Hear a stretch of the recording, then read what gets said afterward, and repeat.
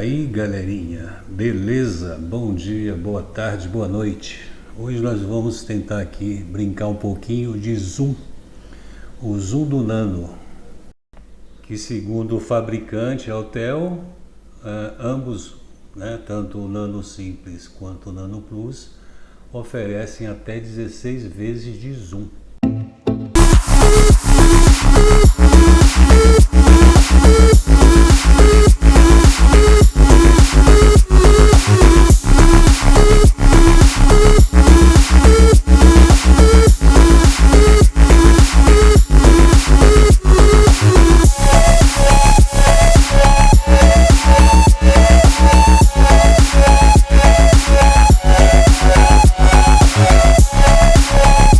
Aqui o 4x, a imagem até que ficou razoável, legal, gostei.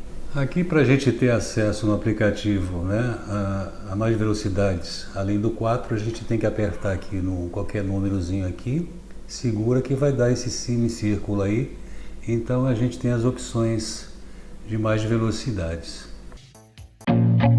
I feel nauseous, believe me. Never had a lot of shit come easy. Had to work hard, struggle just to be me. Had to rise up just so they could see me. Did what I had to do just to feed me. And what was left over I put towards my dreaming. But the only thing in life that has meaning are the things you gotta work for, believe me. Take into your hands a plan, your own hands. 16x. Realmente a imagem fica com bastante ruído. O que você acha? Comente aí. Eu acho que fica com bastante ruído. Agora é bom para fazer dá para monitorar legal a imagem, mas tem bastante ruído.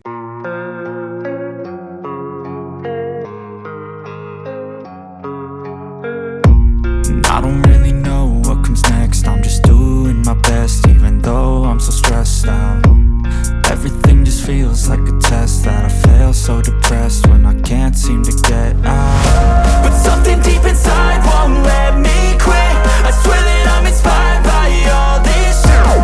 Tell me that I can and I won't. That's what guides me the most. Your lies, I'll do what I want.